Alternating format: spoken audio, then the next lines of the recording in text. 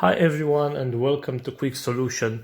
In this video I'm going to show you how you can check your YouTube watch history. So in order to do that, just go to the YouTube application, log into your account, then press the button right here with your profile picture and go to your data in YouTube.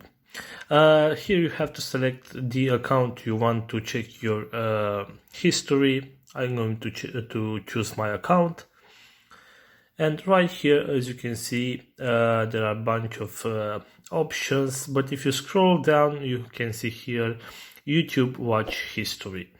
If we scroll down, we have this option right here, manage your YouTube watch history.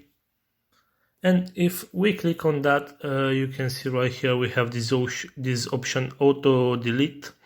Mine is set to 36 months, so every 36 months my history is deleted automatically.